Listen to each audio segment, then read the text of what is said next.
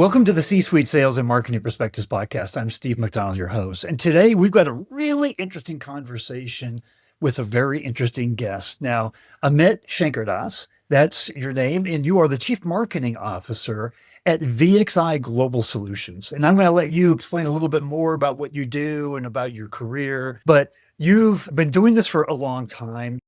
You've been in the service industry the whole time, service marketing. And so I'd love to hear a little bit more about that. But what we're going to be talking about today is what really our North Star should be, right? That's a concept we all know. It's where we're headed. It guides us, it points us. But your point of view is that client centricity should be our North Star, but it isn't always, right? Yet the client is the highest voice of authority in our business. It's a natural that it should be. But why isn't it? And I think we're going to kind of unpack that, why it doesn't always make it into business as our North Star. But before we do that, I'd love to just have you have an opportunity to explain a little bit more about your background. Sure, Steve, and thanks for having me on this podcast. Yes, you're exactly right. I'm a services marketeer. That's been my career. I've done it for over 30 years now in the B2B space. So I'm not a consumer-based guy. I'm very much B2B. And the B2B space that I've covered covers the spectrum of training, consulting, IT, help desk, pick, pack, and ship, logistics, customer management, customer care, CX space or CRM space, and some technology play too. And early on, I'll tell you just a quick story. Early on in my career, when I was a young guy starting up and had all these great ideas, and I remember also a young entrepreneur who just started a company. It was a Microsoft associated company. He said, listen, Amit, if you want to be a smart marketeer, go learn how to sell. Get out on the street, carry a bag, and go speak to customers. Don't ever become what he called an ivory tower marketeer, a guy who sat up and just thought and pontificated, get out, get real. And I think, fortunately, that was literally first year of my career, and that set the precedent for how I began to think about sales and marketing, customer centricity. But I tell that story because in all our careers, we have these moments that are pivotal. Many years later, I realized how pivotal it was. But yeah, I'm based in Southern California and love it here. You can see a little bit of the sunshine back here. That's natural light. That's because that's what it's sunny and shiny in Southern California. I lived in Orange County. Actually, you're from Orange County. I lived in Orange County for 6 years. Yeah. So here's what I'd love to do. I'd love to start off with just this idea of customer centricity as our North Star. And that North Star in business, we're for-profit organizations, right? It's got to be leading to revenue growth, long-term sustainable growth of the business. Tell us maybe your philosophy of client centricity. Absolutely. And, Steve, you can ask people that have worked with me and my teams. One of the things I always ask them to do is literally write the phrase, think like a customer, and stick it in front of your device. Because I mean this holistically when I say it should be the North Star. It should be the point with which we begin to think, process, evaluate, etc. There's two things, and you used a very important word, sustainable, a long-term sustainable relationship. So what's sustainable? Sustainable means if you're building a long-term relationship, it means you're solving a problem today, a need, a problem, whatever it is. And we talk about both, it's needs both from a rational perspective and an emotive perspective. We talk about that in a minute. But it's solving an immediate need. It is anticipating a need or a situation or a problem for tomorrow, the short term. And then it's preparing and adapting for a longer term need. And when you balance those three out from the buyer's perspective, from the customer's perspective, and remember, I'm using customer from a B2B buyer perspective, right? But when you start from there, then you're building a sustainable relationship. Even in the sales and marketing realm, Steve, the same holds true. If you think and put yourself in the shoes of the buyer, and then you start working backwards into what it is that you provide, the services, your proposition, etc., will be so much more meaningful. So I kid you not when I say I literally have think like a customer. I remember it. I have it in front of me, even though it's been 20 years that I've used the phrase. I still have it as a reminder. Well, here's what I'd love to do. Before we start talking about how we apply it in our business, I'd love to ask you why we don't regularly do that. because there was, you and I were talking before we started here about a McKinsey study, right? And it said 63% of B2B leaders, C-suite leaders, they literally recognize that the client is the source of almost every good idea that we have inside of our business. They're the innovation engine, yet only 15% of them really incorporate customer input into what we do. So there's this gap, right? Why is there this gap if it should be our North Star? Steve, it's a great question. And I think for that, we might have to tap into a little bit of human psychology. Not that I'm a psychologist, but by the way, in our professions as marketing professionals, sales professionals, or even as leaders, we are somewhat psychologists. But I think you'd have to tap into human psychology because it isn't easy. It isn't easy to take criticism. Let me ask you this. How many times have any of us or you sat in a meeting where somebody comes in and says, here's what a client says, and very quickly, somebody around the room, one of the C-suite persons says, you know what, we got to watch what that client says because blah, blah, blah. They begin to justify it. I'm not saying, by the way, that's always wrong, right? Or they go, you know what, this client is too junior, not important. They're not the decision maker, the individual. Or, you know, this client is such a, you know what, they always whining. There's so many times I think human nature, we're not really built to take criticism well. And very often client feedback is critical, not for the purpose of being bad or mean, but it's critical because it's different from what we think. One. Two, sometimes, you know, if you're Steve Jobs, by the way, you believe that the client didn't know, the customer didn't know what they want, and only Steve Jobs knew. But there's few of him. There's very, very, very few of him. The vast majority of people, we tend to trivialize what we hear or justify or overlay our thought process, our mindset. So that's why I use the word think like a customer. If you put their frame of reference, their thought process, you get to a different place. But I think very often we kind of go back into our shells, so our human shells, so to speak, and trivialize, not pay enough attention, overlay our biases.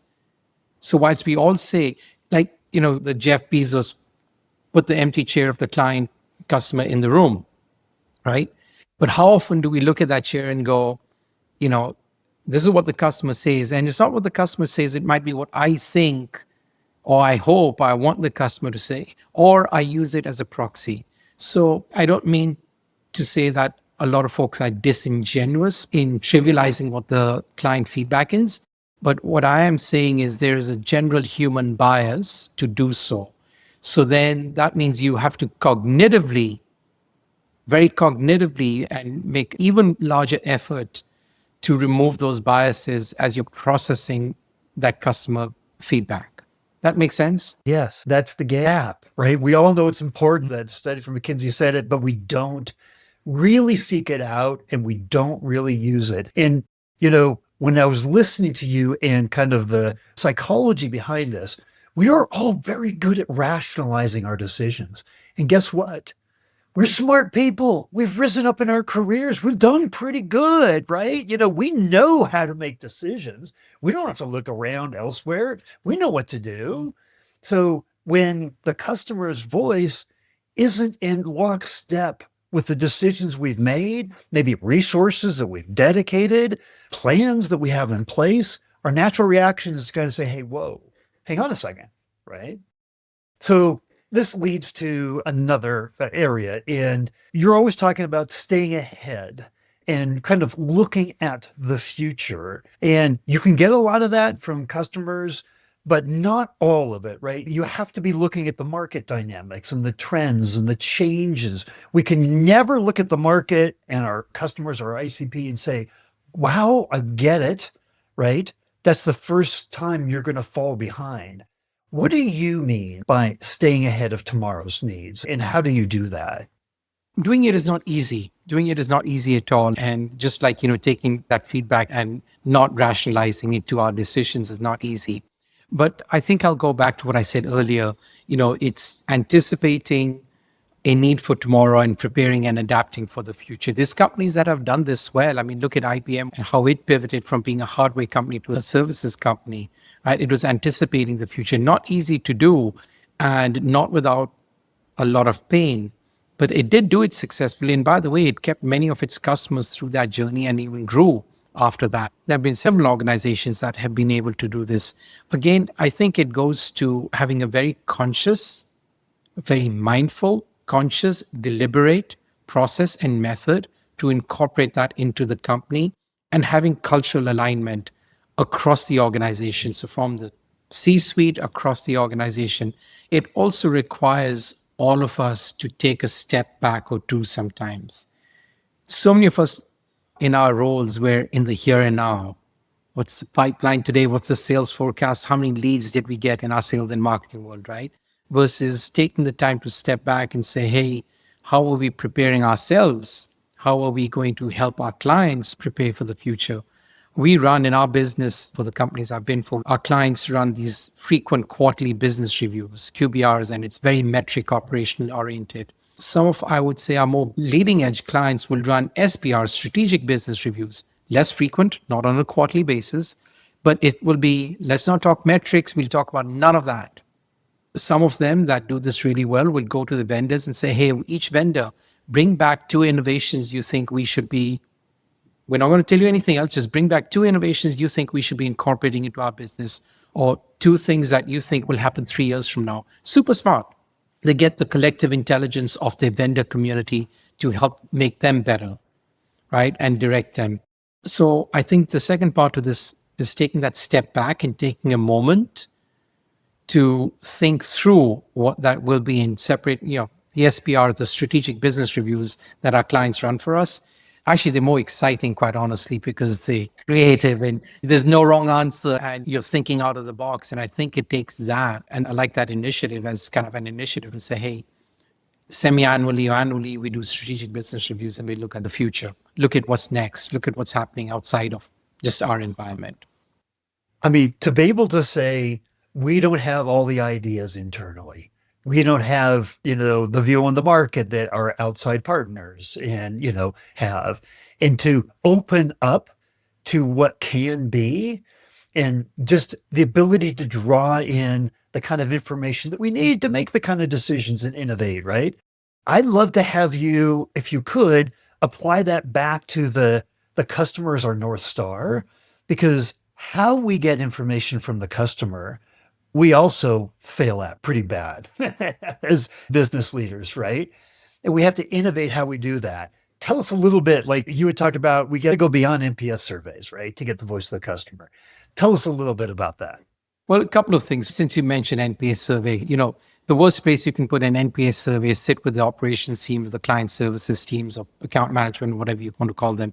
Because an NPS survey absolutely has to be done by an outside third-party organization is great, but if you're doing it internally with an organization within the company that has no vested interest per se in the specific responses, but a very unbiased approach, 1. 2, the verbatims are, if not more valuable than the pure NPS score.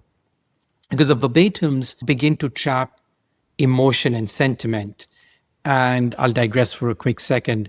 In our B2B world, we know that decisions are made much more from an emotional perspective than a rational perspective.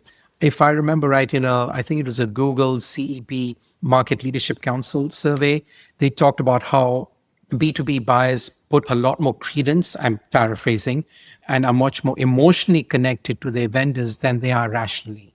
So bring that back to my point about the verbatims that are, because you'll trap more of the emotion there than you will in the NPS score. That's a simple score. But I think a couple of things that one should do, maybe 2 or 3 things. One is for every C-suite executive, whether it's the CFO, the CMO, even the chief HR officer, whoever it is, they should spend some time with customers. They should spend time with buyers face to face. And it can be as easy as, a 2.5-hour dinner event where you have a conversation, because they will each begin to understand how buyers think, where they are, what's important to them. So when a buyer comes and says, listen, you need to cut your price by 10%, you understand where they're coming from, and as a CFO, and you can figure out ways and means to deliver what they need without necessarily eroding your own margin. So I think it's hugely important. One is for every C-suite executive in particular, to spend time with customers and across the C-suite. One, face-to-face individual time. Two, one of the other things that I've done really well in my past is establish client advisory boards. But again, you have to go into this with everybody from the company, the C-suite around the company saying, we're going to sit and listen and we're going to take some punches, right? We might be performing really well with the client. And this has happened. I remember this so vividly. One of our major clients where we were ranked number one, number two performer among five, six, seven. Everybody thought that this client would give us a glowing review. And she walked in and she said, here's what you guys are not doing. Boom, boom, boom, boom. It was incredible. On paper, we were number one, number two. We were top performer. We had nothing. We couldn't do any better. But what she was telling us was her emotive feel. Here's what I feel and my organization feels you're not doing well or you can do better. We talked about long-term sustainable relationship, right? She's helping us anticipate her needs today and for the future. So I think these client advisory boards can be hugely important, but I'll underscore it with one very important point, which is what we started this conversation with. You have to be willing to really, really listen. Yes, yes. I talk to a lot of C-suite executives and they talk about their advisory boards. And here's the one takeaway they have from all those. It was amazing because you learn what you're doing well and what you're not. But nobody ever comes out of a client advisory board going, "Ah, it was a waste of time." Right? Like it's a time for deep, it's a non-sales environment. It's all about how do we learn? How do we share? How do we help each other? Right? That's the atmosphere of these advisory boards, right? In the same thing, the conversations that you talked about, like C-suite executives should be having conversations with customers every day, right? Again, that's outside of a traditional sales environment. There's no shield up, right? It's why a lot of CMOs that I talk to, as an example, they get into a new position. They're like, I start talking 10, 15, 20 different customers because it's all about learning. And it's a genuine conversation about that. So I love that. You said one other thing that I wanted to highlight there, which is that you said that one customer was talking, from her heart, like about, the experience of working with you.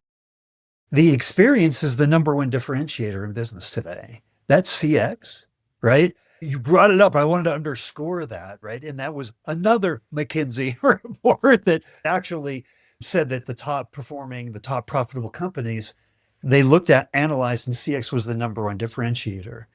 And the way you create better CX is you understand your customers better than your competition, right? So it goes back to your North Star. So I just wanted to pull that out from what you were saying there.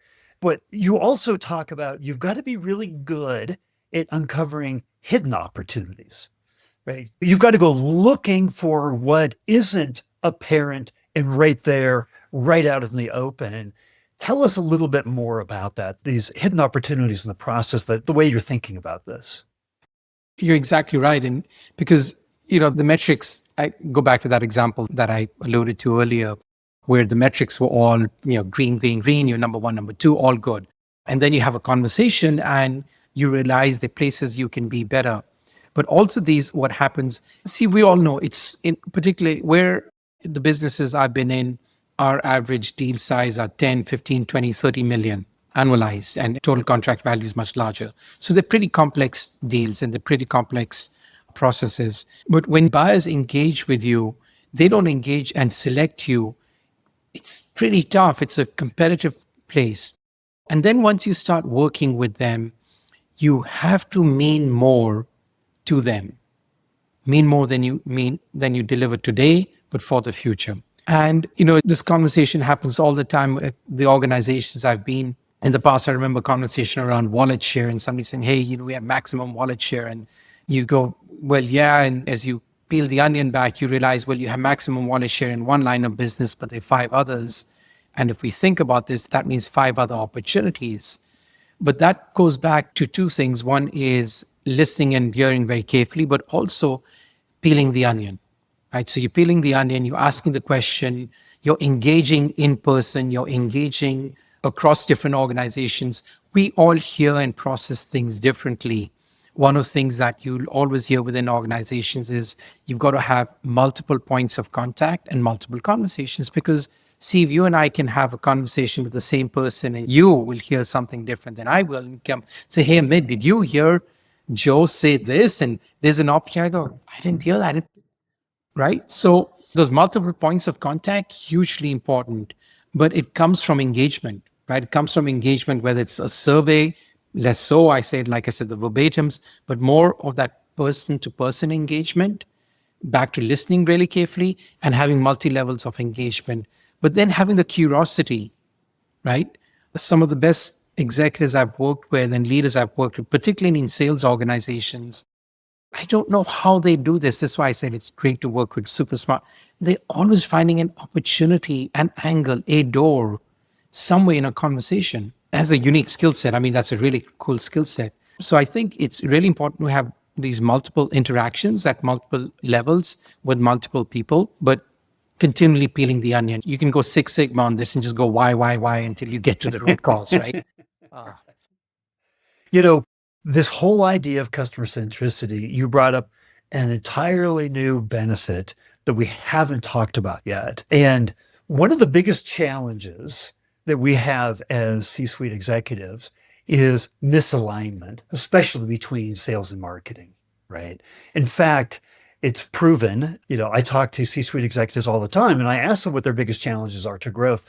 By far, the number one challenge that all these C-suite executives say is internal alignment. But you talk about how the voice of the customer provides alignment across departments. Could you explain a little bit more about that?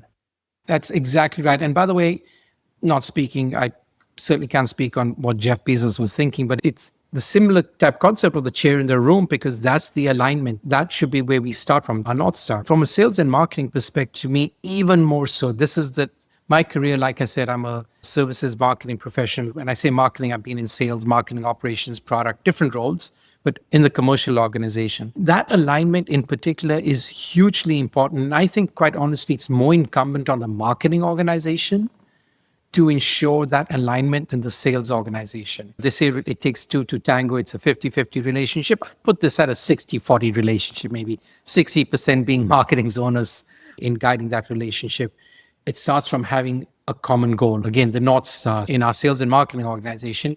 Myself and everybody on my team have a goal, which is a revenue generation goal, which is the same goal that the sales organization has. And I do that purposefully because we're part of the equation in the sales process.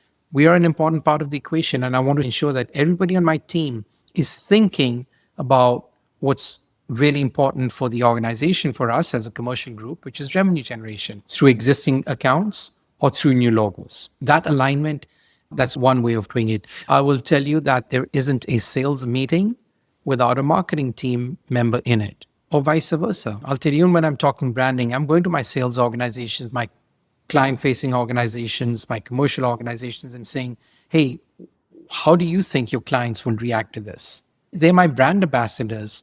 As a B2B marketer, I tell stories, but truly to the market, but truly the folks that bring those stories to life are the frontline sales execs, client services, account managers, operational leaders. They're my clients, and I have to think of it that way. So to my think like a customer mantra, my sub to that for my team is your customers are internal also. And we have to think of it that way. So a salesperson comes and says, hey, this is the worst marketing idea ever.